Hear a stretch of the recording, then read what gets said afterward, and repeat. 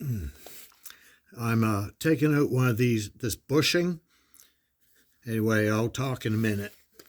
I can only do this for a few seconds, then I heat up the blade too much.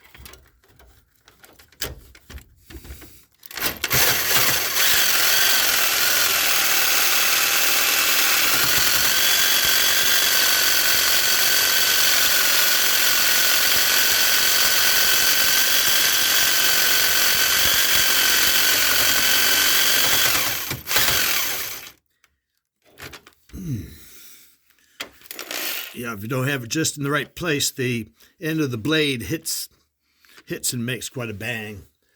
But anyway, what a bugger.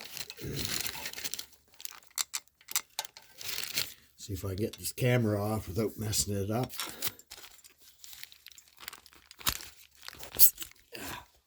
Okay, sorry about my arm.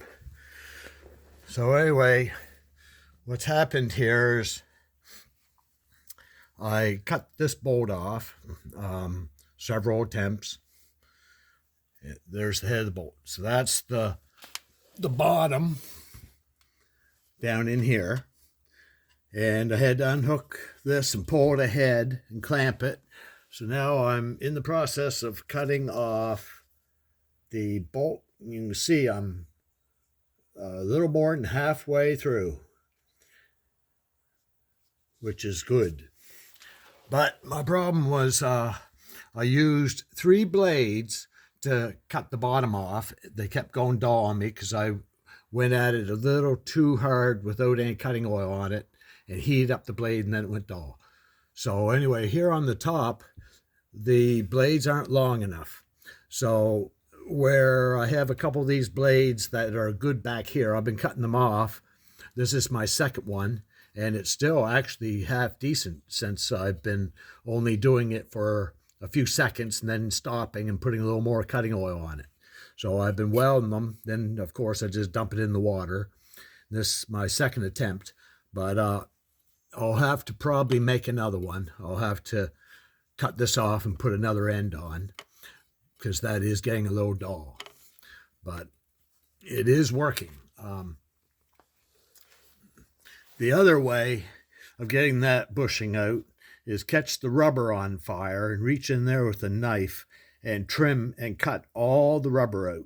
And the way it works is you have to cut all the rubber out, because if you leave any there, it'll upset the torch when you're trying to heat up that sleeve red hot to hold it with vice grips in order to get the bolt out.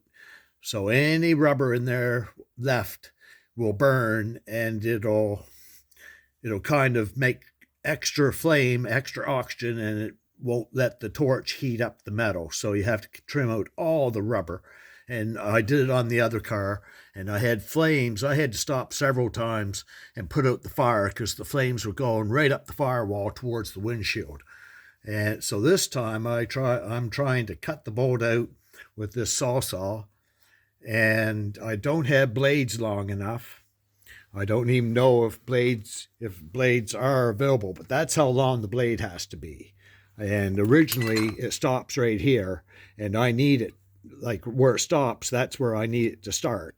So I've been just welding them, and it is working because that blade still has a little bit of life in it. And I am half to 3/4 the way through that bolt.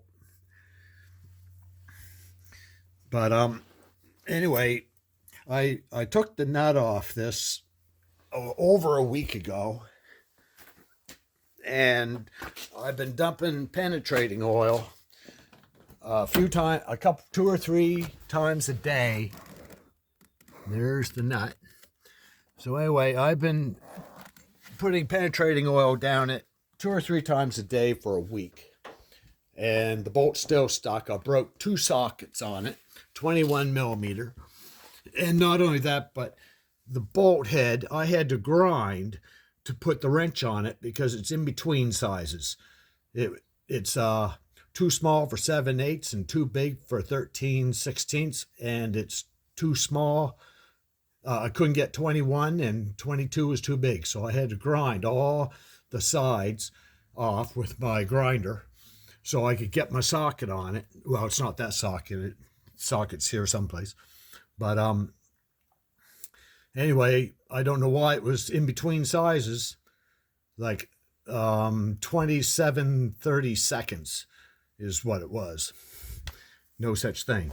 So anyway, I got the socket to go on it, and after penetrating oil for a week on that, there was no signs of it turning. And when I did hammer socket on, put the impact on, I broke the socket. So I finally got a good quality socket, and I heated the head up red hot 3 times, and each time I put the impact on it, the last time I put the impact on it, it twisted the rubber.